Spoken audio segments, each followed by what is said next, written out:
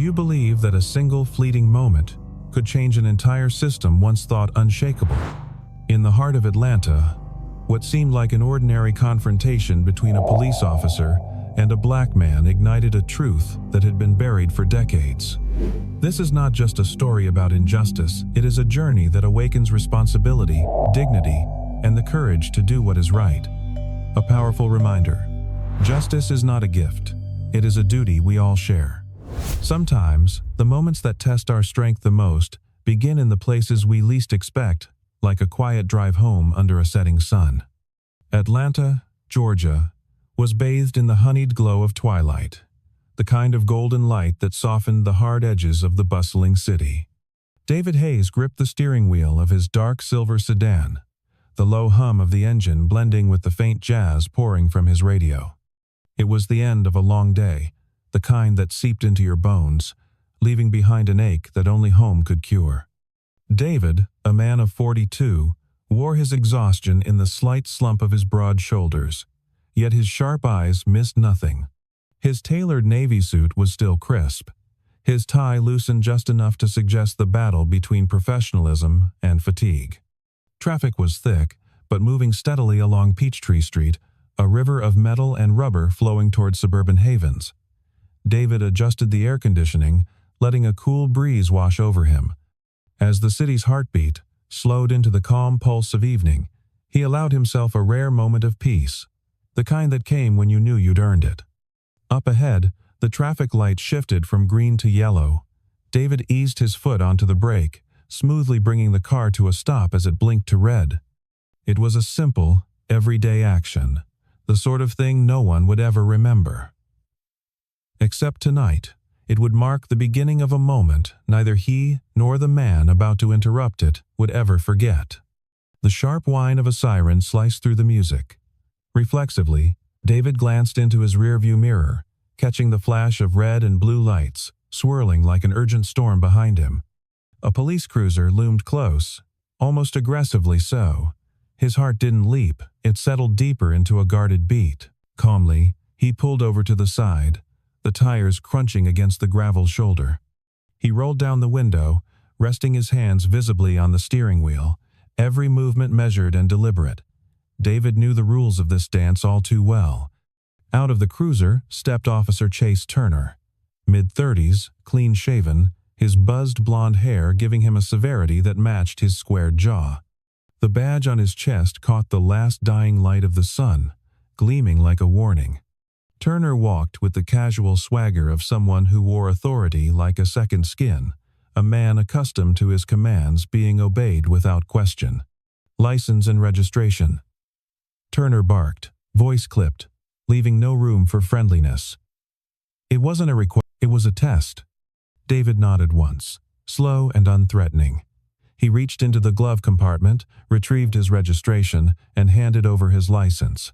His fingers were steady, his expression neutral. He'd been here before, not this exact place, not this exact officer, but in the tense vacuum that forms when a black man meets a badge under flashing lights. Turner took the documents without a word, his eyes flickering over David's suit, his watch, the meticulous neatness of his car's interior. It wasn't admiration that tightened the officer's jaw.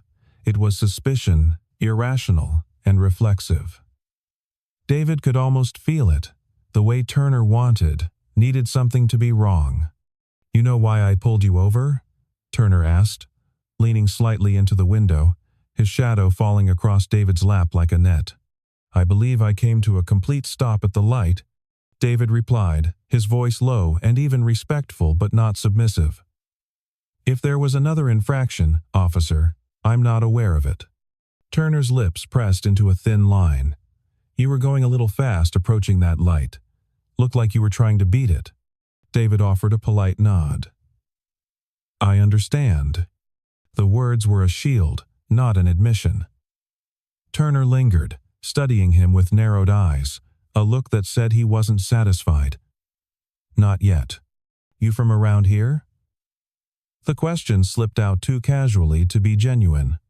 David allowed a slight pause before answering, aware that every syllable would be weighed. "Moved here about 6 months ago. Address is current on the license. Turner wasn't really listening. His gaze was roving, cataloging, trying to fit David into a narrative he already believed. This wasn't about traffic anymore. It was about presumption, about identity. "Where are you headed?" Turner asked. The words edged sharper now. "Home," David answered simply, keeping his voice as steady as the beating of his heart. The air between them thickened, a tension invisible but heavy enough to press against the skin. Turner shifted his weight, his hand brushing the top of his belt where his holster sat. "Mind stepping out of the vehicle for me?" It wasn't a suggestion. David's grip tightened slightly on the steering wheel before he released it. He knew the dangers of refusal, the cost of perceived defiance. Still, he asked, measured and calm, "Is there a specific reason, officer?" Turner's mouth twisted into something that might have been a smile in another life. "Just following procedure. You don't want to make this harder than it has to be." There it was, the unspoken threat humming beneath the surface. David exhaled slowly and opened the door. As he stood, the slight height advantage he held over Turner felt meaningless. This wasn't about size. It was about power. "Hands where I can see them," Turner ordered. David complied, his movements deliberate. His suit jacket shifted, revealing more of his tailored frame, more signs that he didn't fit the mold Turner was trying to squeeze him into. That incongruity seemed only to heighten the officer's agitation. "What exactly are you looking for, officer?" David asked, his voice smooth as silk drawn tight. Turner's smirk was brief, sour, just routine. "Had some incidents around here lately. Can't be too careful." "Incidents involving men in business suits driving home from work." David let the question hang, deceptively light. Turner's jaw clenched. His hand hovered a beat too long near his holster before he caught himself. "Watch your tone." "I'm simply asking," David said, letting his gaze meet Turner's unflinchingly. The officer didn't reply. Instead, he stepped closer, invading David's personal space, his eyes sharp, probing, searching for fear or guilt or anything he could use to justify the path he was barreling down. But David gave him nothing. No fear, no submission, only controlled, polite firmness. The sun dipped lower, casting long shadows across the street. Around them, life continued. Cars passed. People walked dogs. Streetlights flickered on. None of them knew that a quiet battle was unfolding here. A battle for dignity, for humanity. Turner finally broke the silence. "Turn around." Hands on the hood. David raised an eyebrow, but said nothing. He turned, placing his palms flat on the cooling metal of his car, feeling the vibrations of the engine hum against his skin. His reflection in the windshield stared back at him, calm, resolute. The pat-down was rougher than necessary, an act of dominance rather than security. Turner's hands were brusque, invasive. Yet David didn't flinch. He knew Turner was pushing, looking for a crack, a reason to escalate. He would find none. "You're clean," Turner muttered, frustrated. David straightened, brushing invisible dust from his sleeves with slow precision. He turned to face the officer, his expression unchanging. "Of course," he said, voice like a blade wrapped in velvet. But Turner wasn't ready to let it go. His eyes burned with something darker now, something uglier. He needed to reassert his authority, to remind David who he thought should be in control. "You seem pretty confident," Turner said, voice low, almost accusing. David tilted his head slightly. "Confidence isn't the issue here, officer. Respect is." The words sliced cleanly through the thickening hostility, leaving Turner momentarily speechless. The city lights blinked to life, one by one, as if bearing silent witness. And in the charged stillness between two men standing in the gathering dark, the storm clouds that had been gathering all day finally began to churn. The real storm, however, was yet to come. Just at that moment, when David felt like he was only minutes away from the warm embrace of home, his peace shattered. The traffic light flickered from green to yellow. Reflexively, David slowed down, preparing to stop. But just as his car came to a halt, the red light flashed, and at the same instant, A piercing police siren blared from behind, tearing through the gentle twilight air. David glanced quickly into the rearview mirror. The flashing blue and red lights of the patrol car cast distorted shadows inside his cabin. His instincts told him this wasn't going to be just a routine traffic stop. He pulled over to the side, his movements slow and deliberate. His hands, trained through years of experience, rested immediately on the steering wheel to leave no room for misinterpretation. The sound of the police car door swinging open, the heavy boots striking the pavement, echoed through David's mind like war drums. Through the strobing lights, he glimpsed a figure approaching. A white man, middle-aged, with a tightly cropped haircut, walking with the overconfident swagger of someone used to commanding authority. It was Officer Chase Turner. Turner advanced toward David's car with the self-assuredness of a man accustomed to giving orders. His eyes scanned every detail. David's crisp suit, the spotless sedan, the composed face behind the wheel. But instead of easing at the sight of a model citizen, Turner frowned. In his eyes, the success of a black man wasn't a sign of achievement, was a cause for suspicion. "Driver's license and registration," Turner said flatly, his voice devoid of warmth. David nodded, keeping his hands firmly on the steering wheel. "I will retrieve the documents from the compartment in front of me, officer," he said calmly, each word chosen with the care of someone walking on thin ice. Turner gave a curt nod, tinged with impatience. David slowly opened the glove compartment, carefully pulling out his registration and license, handing them through the cracked window. Turner snatched them faster than necessary, his eyes darting across the documents before lifting to scrutinize David. His gaze suddenly sharpening. "Do you know why I pulled you over?" Turner asked, though his tone suggested he wasn't really interested in the answer. David met his gaze steadily. "I believe I stopped properly at the red light, officer. If there's another issue, I'm willing to listen." A mocking smirk flickered across Turner's lip shaft derision, half challenge. "You were speeding up to beat the light. Looked suspicious. You're not from around here, are you?" David blinked once, exhaling quietly inside.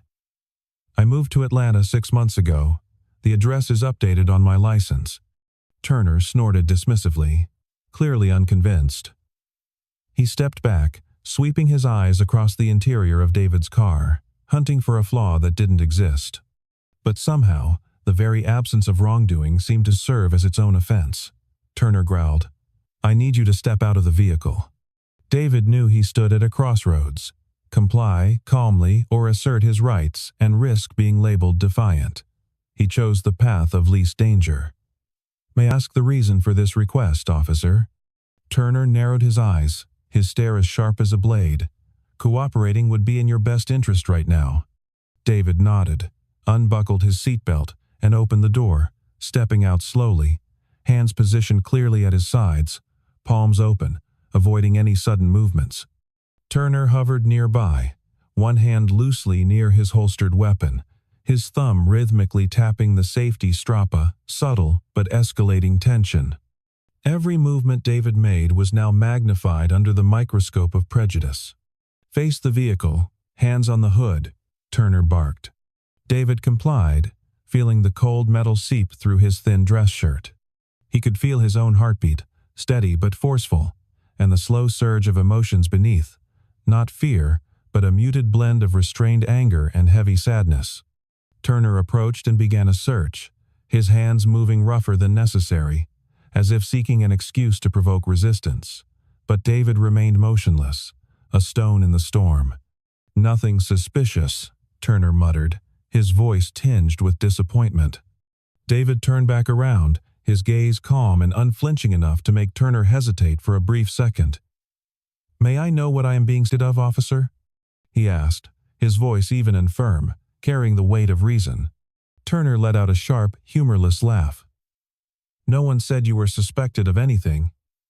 Just a routine check." "Routine checks are for actual violations or reasonable suspicion," David replied, his tone courteous yet coldly precise. "Not a feeling." The word feeling hung between them, a silent indictment heavier than any accusation. Turner clenched his jaw. visibly wrestling between the instinct to escalate and the fragile thread of restraint. He stepped back, pretending to survey the surroundings to mask his discomfort.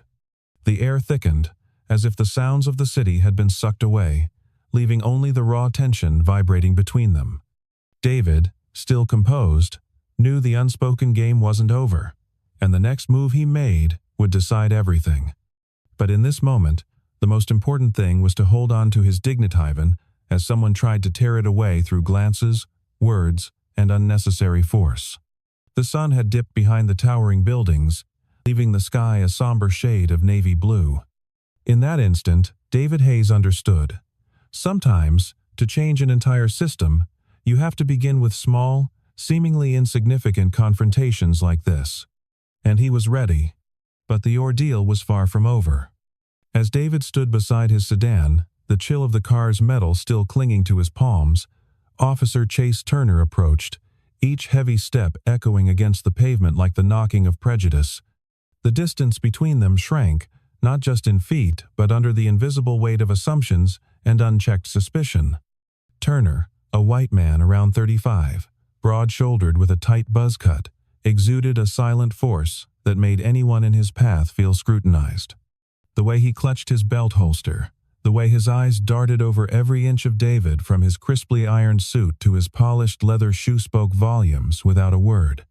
"Registration and insurance," Turner ordered, his voice sharp and unyielding, leaving no room for hesitation or question. David nodded slightly, making sure every movement was deliberate and clear. He knew that in moments like this, speed could be misread as threat. He opened his car door, reached into the glove box, and retrieved his license and registration, presenting them with both hands, his gaze steady but non-confrontational. Turner snatched the documents, his eyes scanning them like a security checkpoint scanner. A slight frown crossed his face when he read the name David Hayes. There was nothing out of order, yet Turner seemed dissatisfied.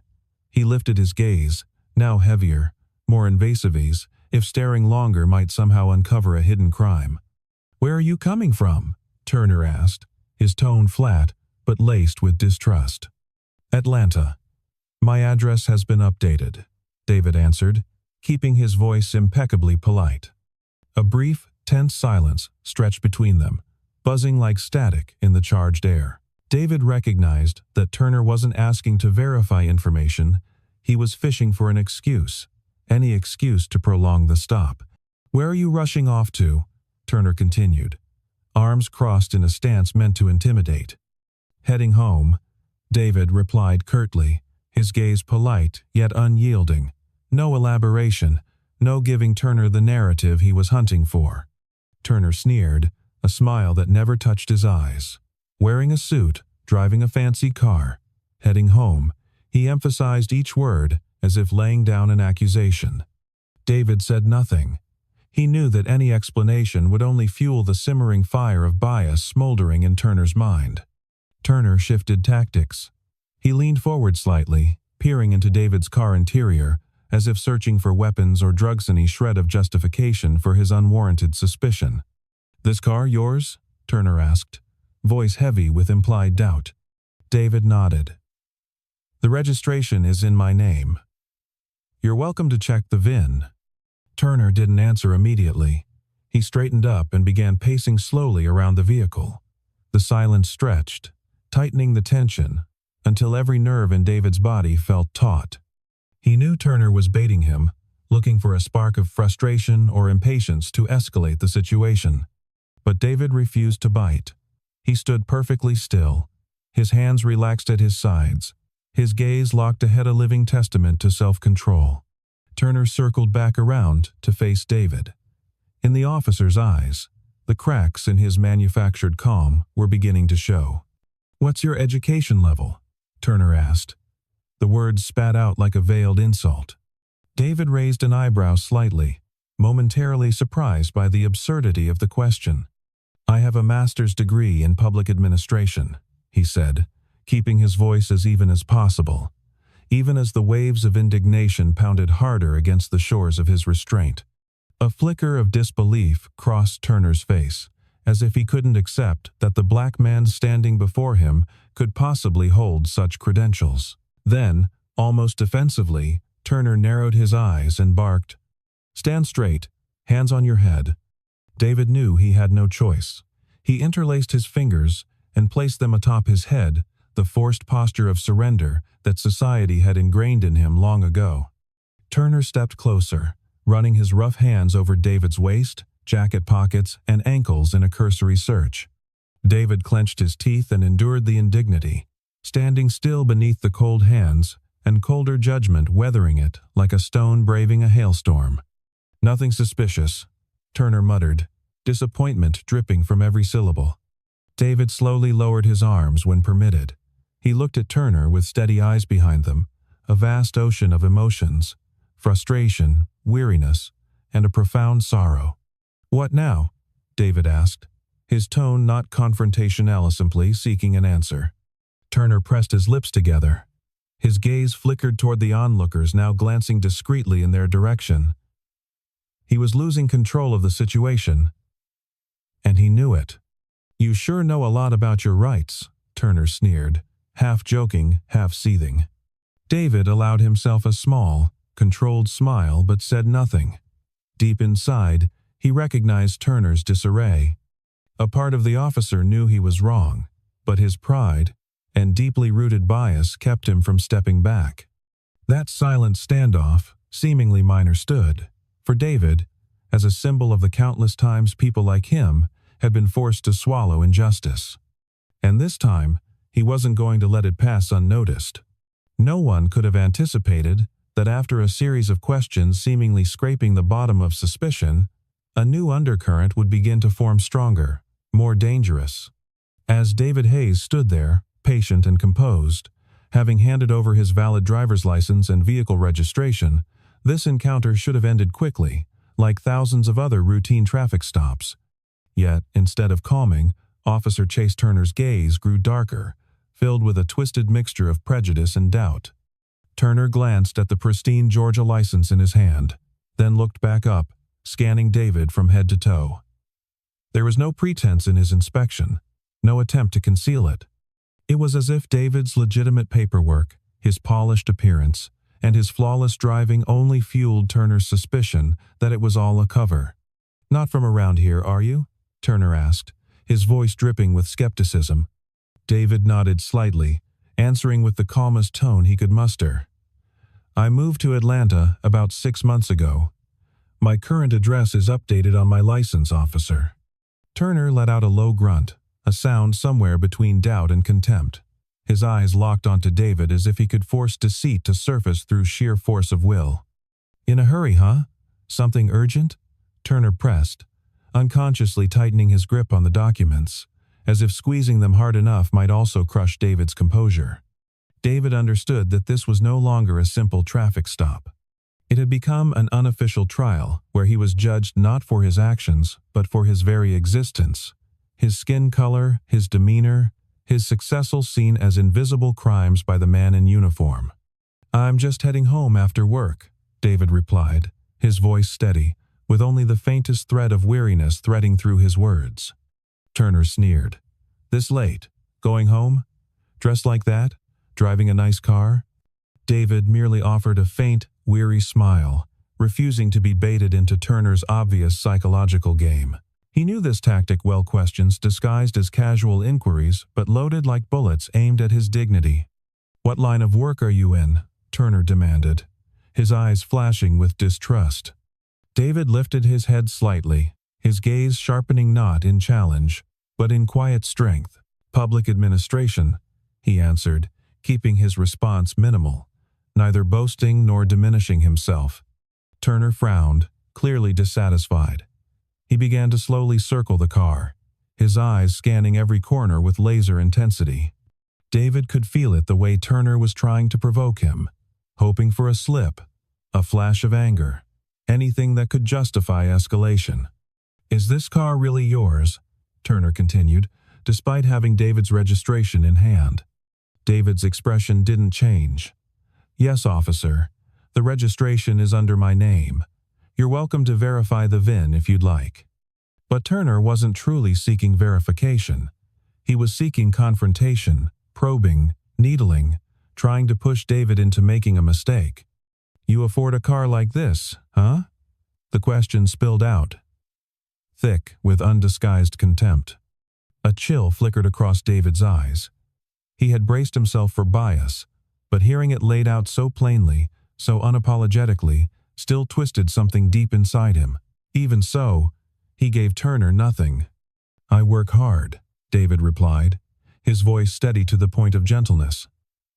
"Just like a lot of folks in Atlanta." Turner scoffed, but his sneer didn't last. The heavy silence David wielded through unwavering calm began to act as a mirror, reflecting Turner's absurdity back at him. "Got any prior convictions?" Turner asked, his voice sharper now, frustration leaking through as his patience wore thin. David shook his head. "None, officer." Turner bit his lower lip, his gaze losing the icy control he had clung to, slipping into something closer to spite. Clearly, David's spotless record was the biggest offense of all in Turner's eyes. The space between them thickened, like static waiting for a single spark to ignite a blaze. But David, fortified by a lifetime of surviving a world that often judged first and asked later, stood firm, wrapping himself in the armor of quiet dignity. Turner finally stepped back, exhaling sharply as if trying to expel his mounting frustration. "Fine," he said begrudgingly. "Stay in your car while I finish my checks." David nodded, saying nothing. He returned to his car, closed the door, and sat with his hands placed visibly on his lap, his gaze fixed calmly ahead. As he waited, David let his mind drift. He thought of the late nights working overtime at the office, the ethical debates with colleagues, the ideals of fairness he had spent a lifetime defending, and now he was forced to validate his humanity over the mere color of his skin. He knew deep down this wasn't just a private battle between him and Turner. It was a collision between two worldviews. One believing power gave the right to impose suspicion, the other believing dignity could never be stripped by badges or uniforms. And David understood. Whatever happened tonight, he would not back down. But the tension didn't end there. Just as David thought Turner might soon hand back his documents and let him continue home, a cold, sharp command cut through the thin hope like a blade. "Step out of the vehicle," Turner ordered, his eyes no longer masking the hostility. "I need to conduct a further inspection." David looked at him, keeping his face neutral, betraying no emotion. Part of him wanted to ask, on what grounds? But a wiser, more experienced part understood that arguing now would be like lighting a fuse to disaster. There was no violation, no legitimate explanation. Only the raw imposition of unchecked power. He nodded silently, letting his hands remain visible, and gently opened the door to step out. His movements were slow, calculated down to the smallest detail, as if each gesture had been weighed against the risk of being misunderstood. The air around them thickened, like invisible concrete. The yellowish streetlights poured down in patchy shadows, and somewhere in the distance, the wail of an ambulance siren pierced the heavy atmosphere, ratcheting the tension even higher. David stood upright beside his sedan, arms relaxed by his sides, palms open in a gesture of absolute cooperation. But inside, a silent storm had begun to churn.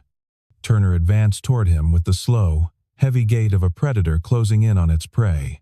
He stopped just a few steps away, his breathing heavy, one hand never straying far from the holster at his side. "Face the car, hands on the hood." Turner barked again, his voice strained, as if trying to reassert the authority slipping through his grasp. David took a deep breath, then complied. His palms pressed against the cold metal of the hood, feeling the harsh chill seep into his skin. He wondered how many black men had endured this moment where dignity wasn't stripped by violence, but by a slow, grinding humiliation. Turner began the search. His movements were brisk but needlessly rough, as if he were hunting for something that existed only in his own prejudiced imagination. His hands swept across David's pockets. Waistband, legs, knees thorough to the point of absurdity. David clenched his jaw, keeping his body still, resisting every instinctive reaction. He knew that a single flinch, a mere wince, could be seized upon as an excuse for escalation. "I don't see any weapons," Turner muttered, his voice laced with childlike disappointment at having found nothing. David remained silent. He knew this was only the beginning of a game Turner had invented not to find truth, but to break his composure, his pride. Turner stepped back, crossing his arms over his chest, his eyes burning with a need to dominate. "Got drugs in the car?" he demanded, without hesitation, as if it were an obvious conclusion. David turned his head, locking eyes with Turner slowly and steadily. In that moment amid the night and the flickering yellow lights, two men stood on opposite sides of trust and prejudice. "No, officer," David answered, his voice low and decisive, leaving no room for doubt. Turner pursed his lips, his frustration now impossible to conceal. He was trapped by the very assumptions he had built. "Then I'm going to search the vehicle," Turner declared, as if delivering a final blow. David kept his calm, but knew he had to tread carefully now. "I do not consent to a search without probable cause or a warrant," he said, each word crisp and deliberate, like a personal violation of rights. Turner's eyes narrowed, flames of anger flickering inside them. He was used to giving orders unquestioned, especially to those he subconsciously deemed inferior. "Got something to hide?" Turner growled, his voice low and threatening. David shook his head, his face unwavering. "No, officer, I am simply exercising my rights as a citizen." In that instant, it felt like the whole world was holding its breath. Turner stood there, a man in uniform granted power to uphold the law, now facing a citizen without weapons, without resistance, but stronger than any force he could summon. And it was David's calm that made Turner feel small. Turner glanced around, desperate for an escape, a bystander's validation, but the streets were deserted, the silent streetlights bearing witness to the standoff. With no other legal move left without openly breaking the law, Turner finally shrugged, tossing David's license and registration back with unnecessary force. "Get out of here," he snarled, voice dripping with bitter defeat. David caught the documents, lifted his chin high, and walked back to his car. Every movement was precise, deliberate, like scenes from a slow-motion film documenting courage. Before closing the door, he turned to Turner, his voice deep and clear. "Respect isn't something you grant through rank or badge. It's something you understand with your heart." The car door clicked shut clean, resonant sound that echoed in the heavy night air, a punctuation mark ending Turner's pitiful display. David started the engine. His sedan glided into the night, leaving Turner standing alone under the dim, flickering streetlights among the shattered remnants of his imagined power. But the tragedy wasn't over yet. As David stepped out of his car, his heart barely steady after the tense exchange, Turner's next command struck like a cold whip across his dignity. "Face the vehicle. Hands on the hood," Turner ordered, his voice curt and sharp, as if addressing a dangerous criminal, rather than a well-dressed citizen in a crisp suit. David looked at him for a brief moment, his gaze calm but razor-sharp. There was no legitimate reason, no established violation, only raw, shameless suspicion, disguised as a safety procedure. He understood that any resistance, whether by word or action, would only worsen the situation. And so, once again, he chose silence. Slowly, David turned around, placing his open palms against the car's cold, gritty hood. He felt the rough texture of dust against the metal, the night's chill creeping through his thin dress shirt, clinging to his skin like an invisible humiliation. Turner approached, each heavy step pounding against the pavement like a war drum of hostility. He stopped behind David, too close to be considered professional. Without any warning, without any explanation, Turner began the search. His hand swept across David's body with a roughness that spoke of neither necessity nor procedure. He touched his shoulders, ran down his arms, along his spine, prodding both sides of his torso and hips. This wasn't just a search, it was an assertion of dominance, a deliberate violation. David remained motionless, his eyelids slightly lowered as if shielding his pride from being trampled. He felt his heart pounding in his chest, every muscle taut in a supreme effort not to react. Even a strong exhale, even a slight flinch, could be twisted into a justification for escalation. The rustling of fabric under Turner's groping hands became the only sound slicing through the hollow night. Each pat-down, each pull at his pockets, each brusque sweep felt like a blade carving into David's dignity.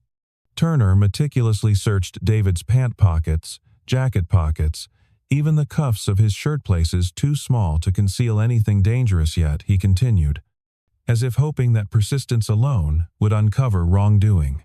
"Spread your legs," Turner barked, his voice betraying growing impatience. David complied, spreading his feet apart, leaning lower against the cold hood. He felt the wound not just in flesh but in spirit. Still, he remained steadfast, refusing to show even the slightest sign of weakness. Turner bent down to pat around David's ankles and calves, his movements harsh and disrespectful. If David had truly been a suspect, Turner would have acted no differently, but David wasn't a suspect. He was simply a man with a dream for a normal life now crushed beneath the wheels of prejudice and unchecked power. Finally, after what felt like an endless eternity, Turner straightened. He stepped back, exhaling heavily through his nose, as if he had just finished an exhausting task. "Nothing," Turner muttered, his voice tinged with frustration. David slowly lowered his hands and stood upright, turning slightly to face Turner. He said nothing. His eyes gleamed not with defiance, but with an unbroken pride forged through silent endurance. Turner smirked, as if desperately seeking another reason to prolong this power game, but he had none left. Everything he had tried to find, fear, anger, loss of composure, was nowhere to be found in the man standing tall before him. It was that unwavering calm, that resolute silence, that dealt the sharpest blow to Turner's fragile ego. "You can get back in your car," Turner said, attempting to sound casual but failing miserably. David nodded, offering no words. He returned to his car, each step heavy yet resolute, hammering against the invisible walls of injustice that surrounded him. Once inside, David didn't start the engine right away. He sat still, hands resting on his thighs, eyes staring straight ahead. In that gaze, there was no anger, no fear, only a chilling clarity about the raw truth of what had just unfolded. A so-called inspection that was nothing but silent degradation. A test he had never volunteered for, but somehow he had prevailed. Not with strength, not with words, but with resilience, dignity, and a refusal to be dragged down into the mud of hatred and bias. David knew the story wouldn't end here. It would continue, not just for him, but for thousands, millions of others. Yet he also knew something even more important. As long as even one person dared to stand firm, like he just had, there was still hope. Hope that one day, no one would have to bow their head under the cold fog of baseless humiliation. Hope that the hands once pressed against cold metal would instead rise to grasp each other, building a world where respect wasn't a privilege, but a fundamental human right. And that night, in the icy unease of an Atlanta evening, David Hayes, a man clad in a crisp suit, with an unbreakable spirit, quietly laid another brick into the foundation of that hope. But the ordeal still wasn't over. Just when David thought the humiliating search was behind him and he could return to the silence he deserved, Turner threw out a common tone that pierced straight into his dignity like a slow-moving dagger. "Someone like you," Turner muttered, not loud enough to be an official accusation, but not soft enough for David to miss. Just 4 words, no continuation, no explanation needed. And yet, those who had ever tasted subtle discrimination knew exactly what lay beneath their naked meaning. David stood still, those words echoing through his mind like a shout in an empty hall. "Someone like you." Not citizen, not Mr. Hayes, not sir, but someone like you. A blatant diminishment cloaked in vague language that fooled no one. David slowly turned his head, locking eyes with Turner. In that moment, the silence between them grew so thick it felt tangible. two men facing each other. One clad in a uniform, armed with authority but burdened by prejudice. The other in a crisp suit, his heart blazing with pride and unyielding dignity. "Someone like me. What exactly, officer?" David asked, his voice low, calm, but sharp as a razor blade. He didn't need to shout. He didn't need to rage. His calmness itself was the sharpest weapon. Turner hesitated for a brief second but quickly regained his false bravado. He shrugged, trying to feign indifference. "You know what I mean," Turner said, eyes darting away. David didn't answer right away. He let the silence stretch, tightening around Turner's fragile ego like a noose. In that suffocating pause, every breath became an unspoken accusation. "Yes," David finally said, his voice steady and resonant, like a bell tolling in a deserted church. "I know exactly what you mean. You don't need to say more." Turner clenched his jaw, his face flushing slightly. The situation had spun beyond his control. The black man standing before him, rather than shrinking in fear or exploding in rage as he had hoped, stood there with the immovable calm of a living monument. "I have cooperated fully," David continued, each word landing with the weight of a hammer. "I handed over my documents, followed every instruction, and remained calm throughout. And yet, all I am in your eyes boils down to 4 words. Someone like you." Turner said nothing. His lips pressed into a tight, pale line, his eyes clouded with confusion and smoldering anger. He might deny his actions. He might justify the search. But the words he had let slip, those he could never take back. David stepped closer, not threateningly, but enough to collapse the distance between them into a space filled only with undeniable truth. "Someone like me," David emphasized, "is an American citizen, a taxpayer, a hard worker, a man who lives honorably. Someone like me is a father, a husband, a friend, a colleague. Someone like me deserves respect, not disdain, because of the color of his skin." Each word he spoke drove another nail into the crumbling concrete of the prejudice Turner so desperately clung to. "Someone like me," David continued, his voice dropping even lower but cutting colder, "doesn't need to prove his worth to anyone, especially not to those who have lost sight of their own." In that moment, Turner stood silent. Every layer of arrogance, every mask of authority, peeled away, leaving behind a small, exposed man before the unvarnished truth. David didn't wait for an apology. He knew he wouldn't get one. And truthfully, he didn't need it.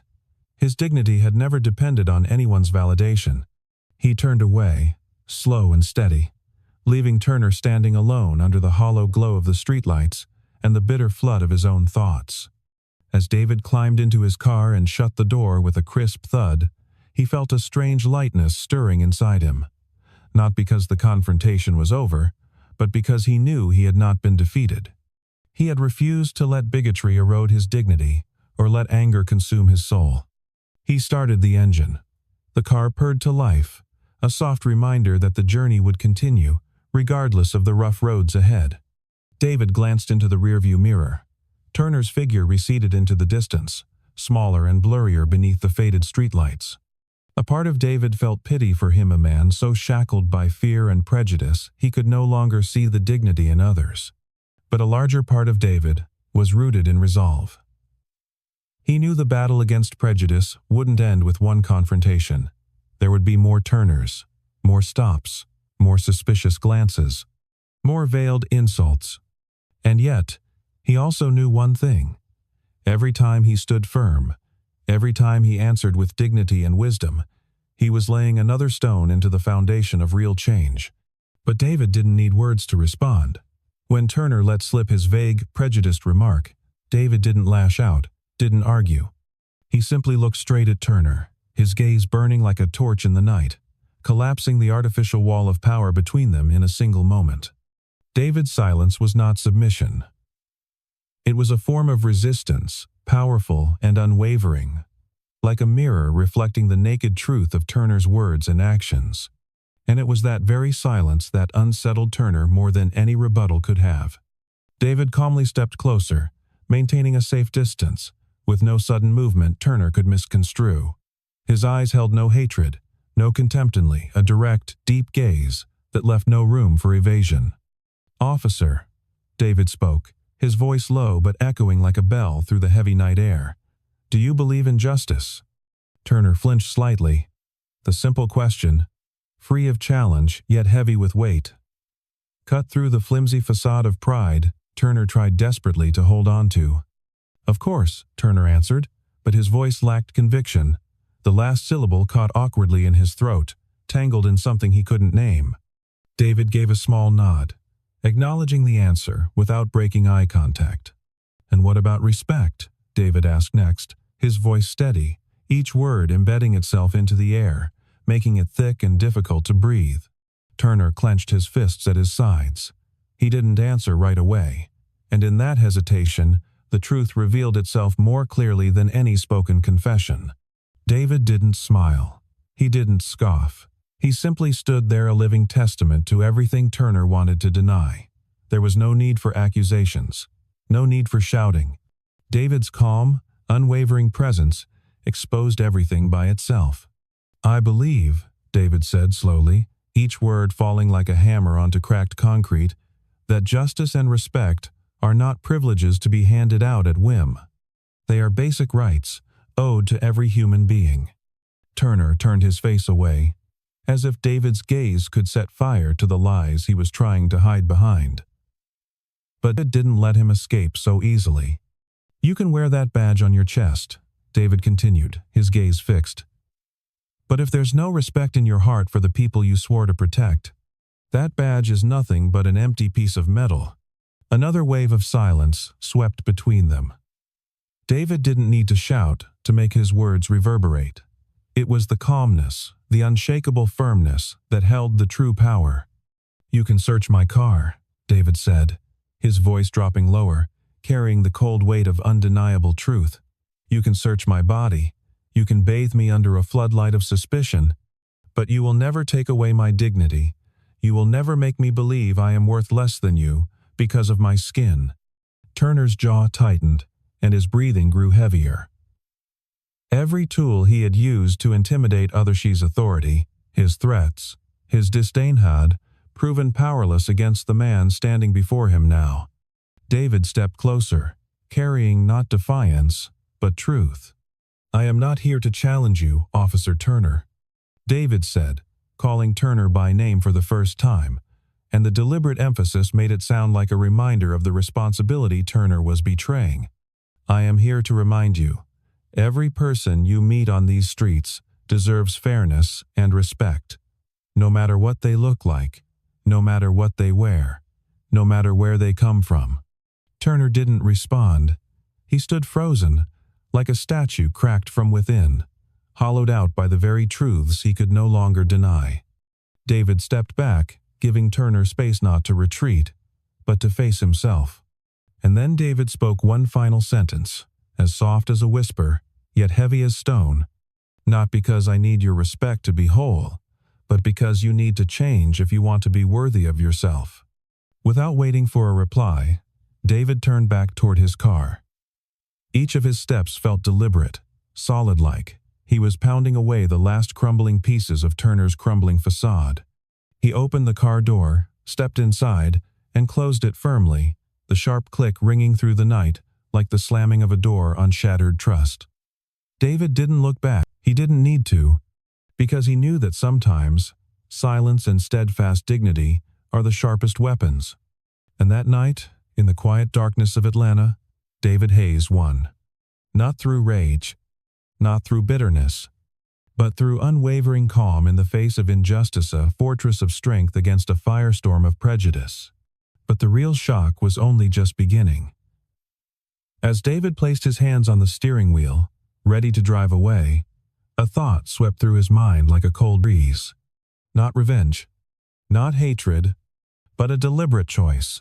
The truth needed to be revealed. Slowly, David opened the glove compartment beside his seat. His movements were so unhurried that Turner, standing a few meters away, felt no suspicion or alarm. Under the pale yellow streetlights, David pulled out a sleek black leather wallet, gripping it firmly in his hand. Turner kept watching, but his eyes, once arrogant, now flickered with a vague unease. He sensed something was wrong, but couldn't name it. David pushed open the car door again. The creak of the hinge sliced through the thick, heavy silence. He stood tall, facing Turner, the wallet resting calmly in his palm. Then, like a teacher delivering a final lesson to an arrogant student, David opened the wallet and flipped it to reveal a gleaming metal badge. Etched into the deep navy background was the seal of the Atlanta Internal Affairs Division, and beneath it, in sharp, cold lettering, David Hayes, Chief of Internal Affairs. In that moment, all sound seemed to die. The wind stopped blowing. The world seemed to freeze, as if to etch this moment into eternity. Turner's face visibly drained of color. His eyes widened in disbelief, struggling to process what they were seeing. He opened his mouth to say something, but only incoherent sounds escaped. He instinctively stepped back, as if the badge itself was more threatening than any weapon. David said nothing. He let Turner drown in the realization. Once again, silence became the most damning indictment. Turner swallowed hard, sweat beginning to bead on his forehead despite the cool night air. His hands fumbled awkwardly at his belt, a useless gesture attempting to regain composure. "Sir." Turner finally managed to croak, but the word fell flat, lifeless. David raised his head higher, his gaze free of anger, free of contempt, carrying only a cold, crushing disappointment.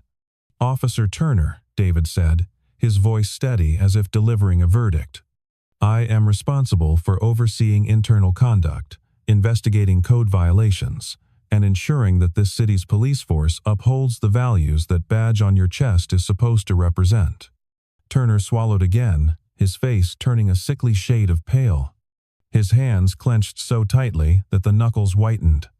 "And tonight," David continued, his voice as unyielding as steel, "you have shown me exactly why my job remains so critically necessary." Turner opened his mouth again, maybe to defend himself, but David raised a hand to cut him off. The gesture was simple, effortless, but carried the weight of undeniable authority. "No need to explain," David said. "Your actions and your words have already told the story loud and clear." The night wind finally stirred again, sweeping through the street like the whispers of unseen witnesses to justice. Turner stood there, paralyzed.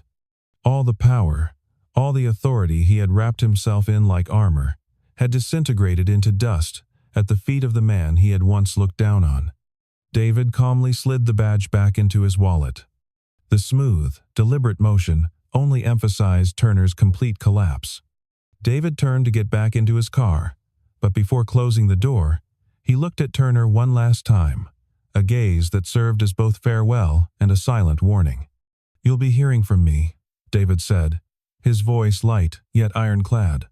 "Not as a citizen pulled over in the night, but as the man who will decide whether you deserve to wear that uniform ever again."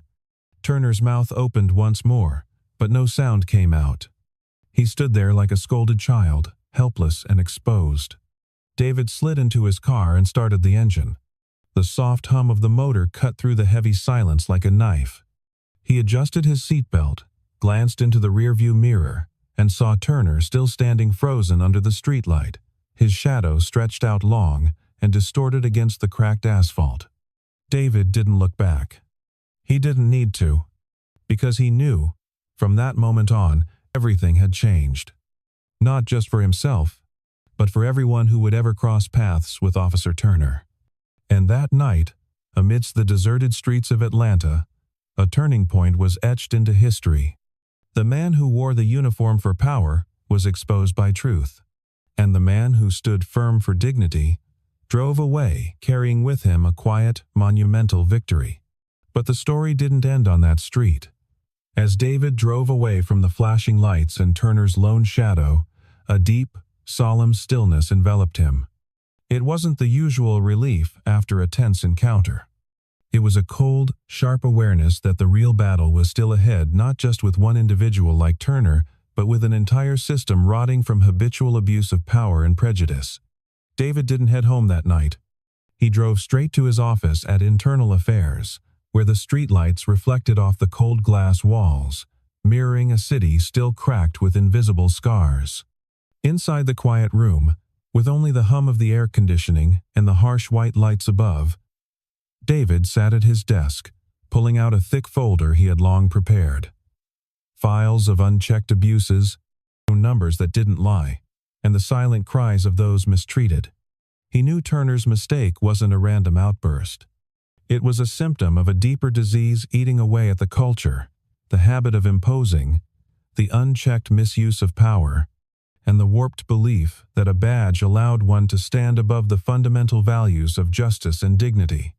David began to write, each word firm, unadorned, unflinching. Officer Chase Turner's failure lies not only in his discriminatory behavior. His great and most dangerous failure was wielding authority as a tool to enforce false assumptions and personal prejudice on citizens. This isn't the story of a lone officer gone rogue. It's a wake-up call for a culture that desperately needs to change. Each sentence he typed struck like a hammer pounding against the crumbling walls of silence and complicity. David wasn't merely targeting Turner, he was striking at the root, at the system that had allowed Turners to exist and thrive unchecked. In his report, David made it clear, the problem wasn't a few bad actors. The problem was an entire system that tolerated, excused, and sometimes even rewarded those abuses. Every time an officer like Turner was excused, every time misconduct was overlooked, the public's trust in justice eroded a little more. He continued writing, his eyes unwavering on the screen. We've grown too accustomed to dismissing small incidents as unworthy of concern. But it's precisely those small incidents that, when accumulated, erect a wall of distrust between law enforcement and the communities they're meant to protect. David didn't stop at diagnosing the problem. He proposed bold, specific solutions: mandatory retraining on unconscious bias, reformed protocols for field behavior audits, implementation of independent external evaluations, and crucially, a new system to reward officers who demonstrated exemplary ethical conduct, not just those with the highest arrest numbers. He knew these suggestions wouldn't be welcomed with open arms. There would be resistance, pushback from those who thrived in the stagnant system. But he also knew change was never easy, and he was ready to face it. When David finished the report at 2 a.m., he didn't feel exhaustion. Instead, a rare, fierce light ignited within him, the light of hope. Not a naive belief that things would change overnight, but a steady conviction that, with every person who stands up, with every voice that speaks out, change becomes inevitable. He saved the report, sent copies to the chief inspector and the mayor, and scheduled an emergency meeting for the next morning. David understood this was never just about how Turner would be disciplined. It was about making it clear to every other Turner still wearing a badge. The era of impunity was over. Before leaving the office, David stood silently by the window, gazing out at a city sleeping under the flickering yellow streetlights. He thought of all the faces he'd encountered over his career, the victims of injustice, the families grieving loved ones lost to unacknowledged mistakes, the children growing up afraid of those sworn to protect them. And he made a silent vow that he would not allow tonight's confrontation to be just another forgotten story. It would be the first wake-up bell, tolling to rouse a system long sunk in complacency and indifference. In the sacred stillness of the late night, David Hayes knew he had begun a new journey. A journey of truth, a journey of justice, and a journey of hope for the generations yet to come. But for Turner, the nightmare was just beginning. As David's sedan disappeared into the darkened street, Turner remained standing there, motionless, as if the ground beneath him had collapsed without warning. The cold, biting night wind whipped past him, but he barely felt it. His mind was a dizzying void, filled only with the brutal truth.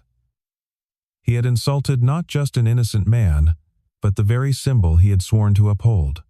His hands trembled, and for the first time, the badge on his chest felt as heavy as a stone sentence hanging around his neck. The badge that once made him walk proudly now crushed every illusion he ever had about being righteous. Clumsily, Turner pulled out David's documents from his chest pocket driver's license. Vehicle registration all flawless, spotless. He staggered toward his patrol car, each step dragging the weight of a crumbling building behind him. Nearing the door, he stopped, panting, stripped of all the authority he had once worn like armor. The police radio crackled inside the car, calling nearby units for assistance. Normally, Turner would have responded instantly, but tonight, every instinct had been shattered. He stared at the papers in his hand, shame flooding him. Then, in a clumsy, almost desperate motion, he turned back toward the spot where David had stood. There was no trace left, only a hollow emptiness pressing down on him. No one needed to yell at him. No reprimands were necessary. The silence and his own actions were punishment enough. Tightening his grip around David's documents, as if trying to cling to some remnant of honor, Turner realized there was nothing left to hold on to. The man in the suit, standing tall under the dim streetlights, had exposed every lie Turner told himself without uttering a single accusation. Finally, with a ragged, hoarse voice, Turner whispered the words he had never spoken to anyone throughout his career. "I'm sorry." The apology hung feebly in the air, swallowed by the night. No one heard it. No one witnessed it. But Turner knew it was the first, painful step toward facing the truth about himself. He opened his wallet and carefully placed David's documents into an evidence envelope, a small act, carrying the weight of an ocean of regret. In his mind, David's unwavering figure replayed over and over, his voice echoing, "You can search me, you can doubt me, but you will never take away my dignity." Turner sat in his patrol car, the file on the passenger seat. Before turning the ignition, he clutched the steering wheel, bowed his head, and closed his eyes. He wasn't praying for forgiveness. He wasn't wishing for forgetfulness. He was simply accepting that tonight, a part of who he once was had died. When Turner finally drove away, the patrol car rolled slowly into the night. No sirens, no flashing lights. Only the heavy silence accompanied each turn of the wheels. His collapse wasn't loud. It wasn't cinematic. It was quiet. Invisible. But no less devastating. It wasn't just Turner as an individual who had fallen.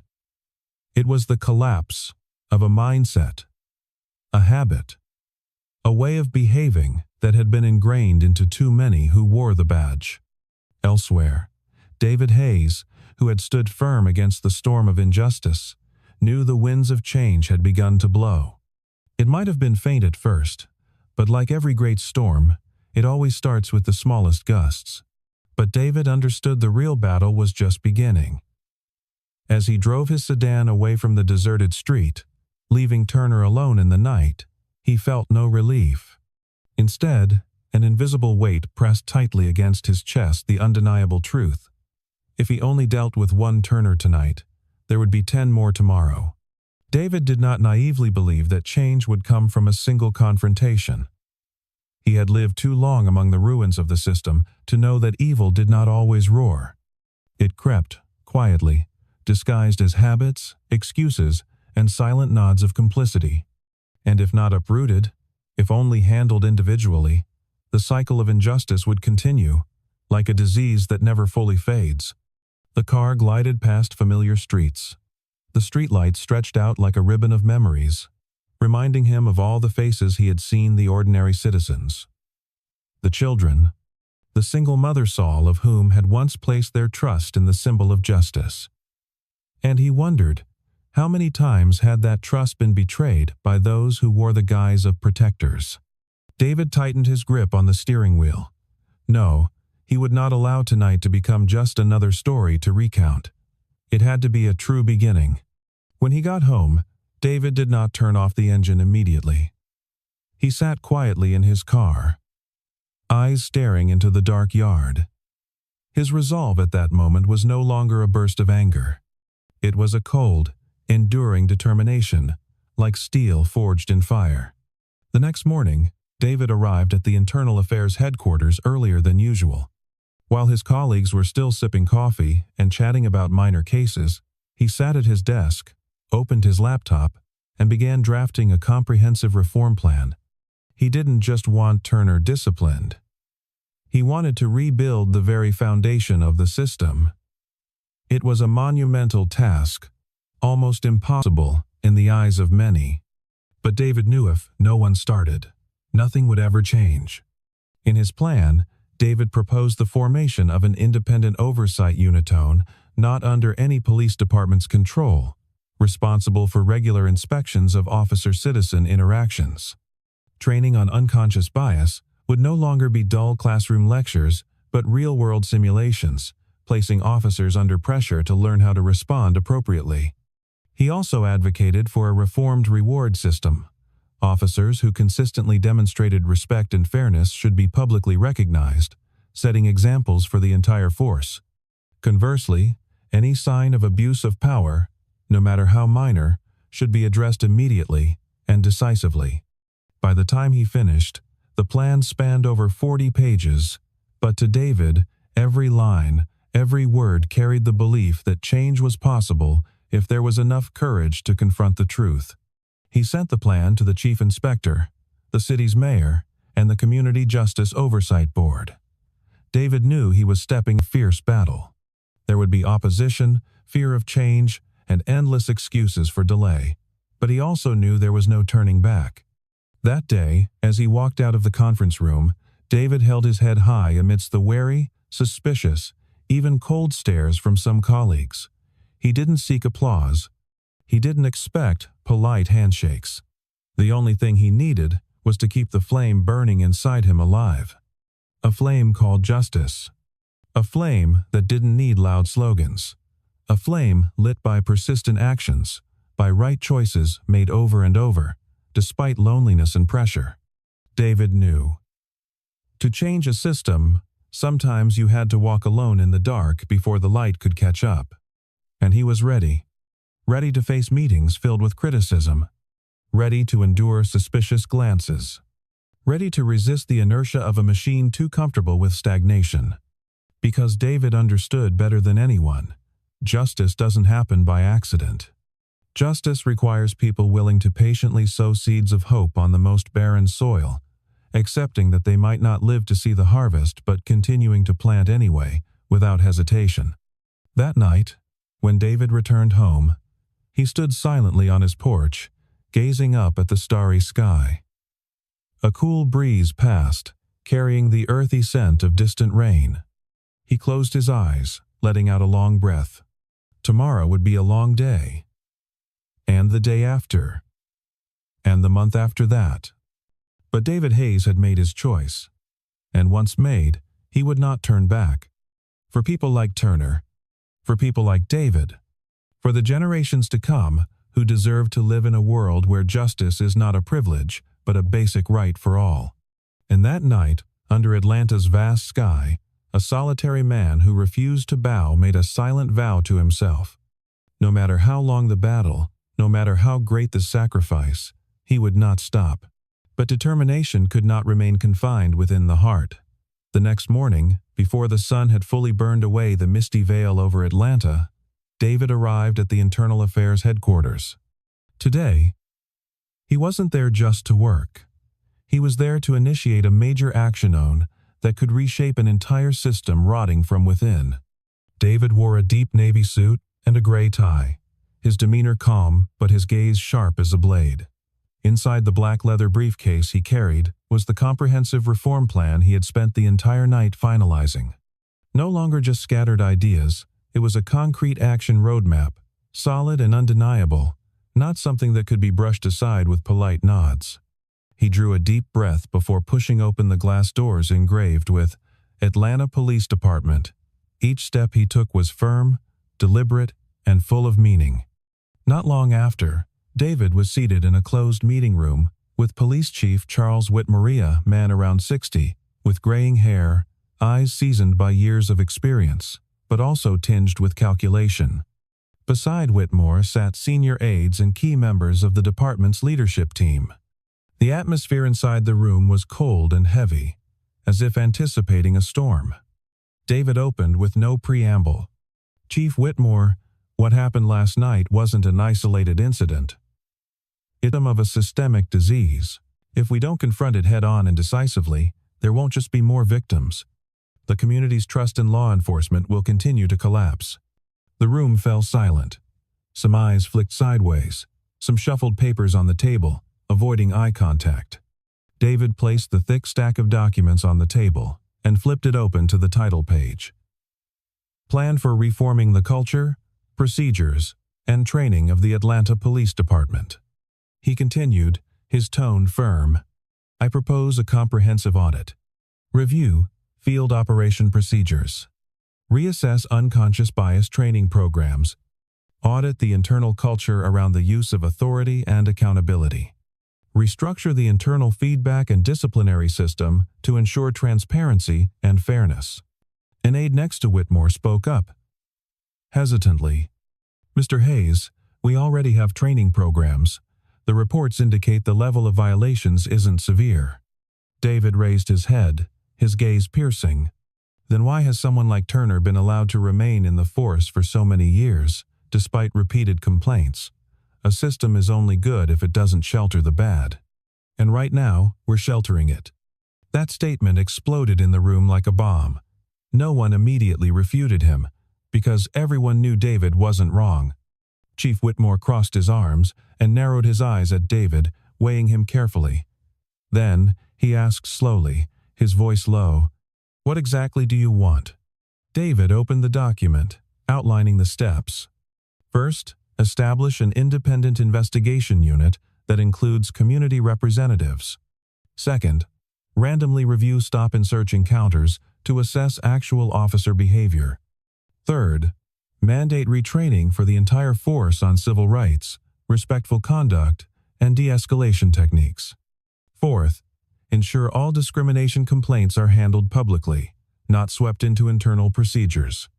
And finally, build a performance evaluation system based not on arrest numbers, but on how officers treat the community. The room's atmosphere grew thicker by the second. Some leadership members visibly tensed. They understood if this plan was implemented, it would threaten long-protected privileges and safe havens that had existed for decades. Chief Whitmore pondered for a long moment, then leaned forward on the table, locking eyes with David. Are you sure you're ready for what's coming? Reform sounds good, but when you challenge the system, powerful people will come after you. David clenched his hands lightly, lifted his head, and his voice rang out like a bell. I'm not seeking ease. I'm seeking what's right. And I believe, if we don't do this now, the price we'll pay later will be far greater. Another heavy silence blanketed the room. Then, Chief Whitmore leaned back in his chair and exhaled a long, slow breath. All right, you have my support, but prepare yourself. This won't be a sprint. It'll be a long, grueling marathon. David nodded. He knew that. He had already prepared himself for it. He gathered his documents, stood up, and bowed respectfully to the leadership. As he turned and walked out of the conference room, David felt the weight on his shoulders heavier but his heart lighter than ever. Because today, he didn't just stand firm against injustice.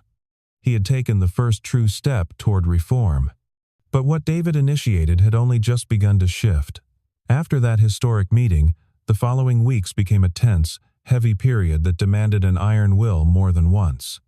A large-scale reform, unprecedented in the history of the Atlanta Police Department, had officially launched and David Hayes stood right at the center of that storm. Every day, he faced skeptical glances, veiled questions, and whispers behind his back. Some openly opposed him, claiming he was disrupting internal order. Some pretended to support him, but sabotaged quietly. Yet there were other eyes, young officers, seasoned staff with conscience, who quietly watched him. A flicker of new hope shining deep within their gaze. After many fierce debates and suffocating closed-door meetings, the new procedures were finally approved. A comprehensive roadmap for change had been established, no longer confined to paper, but beginning to seep into every breath of the system. Bias awareness training became mandatory for every officer, regardless of rank. Gone were the days of superficial, box-ticking sessions. Instead, interactive training forced each individual to confront their own unconscious biases, to recognize them, to admit them, and to fight to overcome them. Civic rights training was also formally incorporated into the official program. David personally oversaw the content development, ensuring that each officer understood not only their authority but their obligation to uphold the rights of citizens. Each session served as a reminder that the badge on their chest was not a symbol of absolute power, but a vow to protect justice. In addition, professional conduct training for handling high-pressure situations was regularly organized.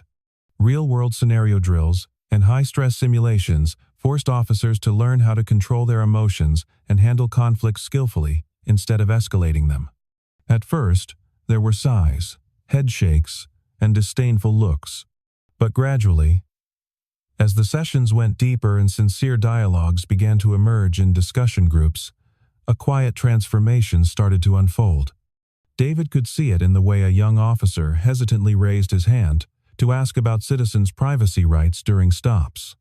He saw it in the way a once skeptical veteran instructor now quietly admitted how he had unknowingly perpetuated certain biases. And David knew the wave of change had begun to spread. Not through loud slogans, not through flashy media campaigns, but through small, profound changes within each individual. Of course, the path was not paved with roses.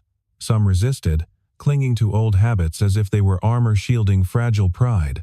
But this time, the system no longer turned a blind eye. Inappropriate behavior was recorded and publicly addressed. Officers who demonstrated exemplary professional conduct were recognized not with meaningless certificates, but with genuine trust from the community. And the community itself began to feel the difference. Complaints about disrespectful behavior declined. Trust, though still fragile, began to be rekindled between the public and law enforcement. One late afternoon, as David was reviewing progress reports, a young officer knocked on his door. It was Marcus Green, a rookie who had been with the force for just over a year. "Mr. Hayes," Marcus hesitated. "I just wanted to say thank you. Thanks to the training sessions, I realized how often I had unknowingly acted disrespectfully, even without intending to. I want to do better. I want to be an officer people can trust." David looked at the young man, his gaze softening. He nodded and gently patted Marcus on the shoulder. "That's the beginning. No one is perfect, Marcus. But the most important thing is to have the courage to face your shortcomings and the resolve to change." As Marcus left, David leaned back in his chair and closed his eyes for a moment. He knew these early achievements were still tiny compared to the scale of the battle ahead. He also knew there were many more challenges, many more unavoidable confrontations lying in wait. But he also understood an immutable truth. Every great revolution begins with silent, persistent changes unnoticed at first. And that night, as the city's lights slowly dimmed, leaving long, empty streets under the silver moonlight, David Hayes smiled. Because he knew this time, the wave had truly begun. And it would not stop. But real change could not happen behind closed office doors alone. It had to step into the light. It needed to be felt, embraced, and protected by the community as an inseparable part of everyday life. That day, under the clear blue sky of an Atlanta afternoon, David stood on a temporary stage, set up at the Central Park where a community event was held to mark the new beginning of the city's police force. Around him, hundreds of citizens, officers, city leaders, and community organization representatives gathered, their eyes filled with expectation, skepticism, and cautious hope. A large banner stretched across the stage, a new commitment, justice, respect, accountability. David stepped up to the microphone. He didn't bring a prepared speech. He didn't need papers to speak about what had been etched into his very being. He looked around the crowd. He met the eyes of those who had once doubted. He met the eyes of those who had once despaired. And he saw the eyes of those who, perhaps for the first time, allowed themselves to hope. David took a deep breath, then spoke in a voice steady but resounding. "Justice," he began, "is not a gift granted by those in power. Justice is a duty. It is a promise that all of you, especially those who wear the badge, must fulfill every day, through our actions, through how we treat others, through our own dignity.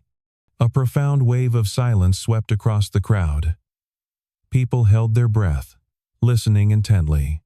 "This badge," David said, lifting his badge slightly so the sunlight glinted off the metal surface, "does not make us higher than anyone else. It does not permit us to stand above the law or above the community. It is a reminder that we are accountable to everyone. Every action we take represents not just ourselves, but an entire system and the trust that people have placed in us." He paused, allowing his words to sink deeply into every heart. "We have made mistakes," David said candidly, offering no excuses, "not just once, and not by a few individuals. These mistakes belong to an entire culture that allowed abuse of power, indifference, and prejudice to fester unchallenged. But today, we stand here not to be ashamed. We stand here to make it right."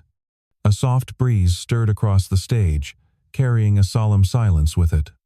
David continued, his voice stronger now. "We will build a force where every officer understands that their power is not meant to intimidate, but to protect. That true strength does not come from making people fear us, but from giving them a sense of safety.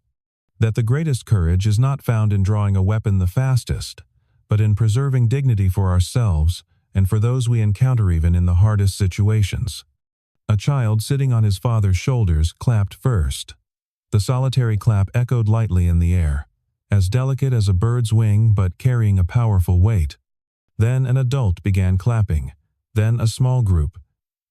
And within seconds, the entire park erupted in thunderous applause. David stood still, neither smiling nor basking in pride. He simply nodded slightly, accepting the applause as a solemn reminder of the heavy responsibility he had chosen to bear. That applause was not for him alone. It was for the change he and others like him were igniting. A change that was no longer an empty promise.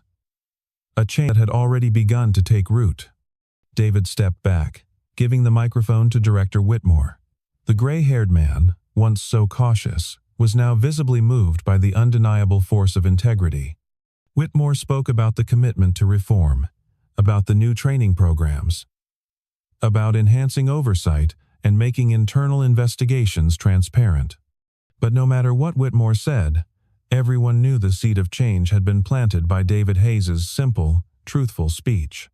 That day in Atlanta, no grand monuments were erected. No colorful parades filled the streets. No long, drawn-out speeches consumed the day. There was only one quiet yet powerful vow. This time, change would no longer be silent. It would grow, it would spread, it would demand sacrifice, perseverance, and courage, but it would not stop.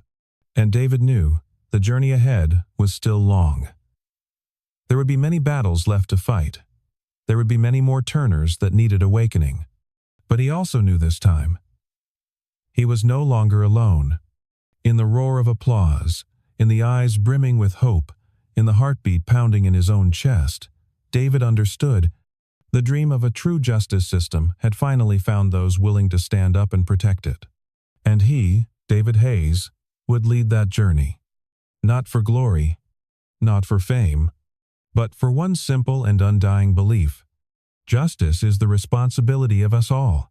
In the face of injustice, David Hayes did not choose silence, nor did he choose anger. He chose to stand firm with dignity, with integrity, and with the belief that true change begins with each individual who dares to do what is right, no matter how alone they may feel. Because justice is not a gift granted by someone else. It is a duty we must each willingly carry. A badge does not place you above anyone. It places you accountable before everyone. David's story is not just about one fateful night. It is a reminder that change does not begin with perfection. Change begins with courage, with every small but right choice, repeated relentlessly. If this story resonates with you, please leave a like, share your thoughts in the comments, and subscribe to our channel to continue walking with us on the journey of spreading powerful and authentic stories of inspiration. The journey of change is still unfolding, and together, we are a part of it.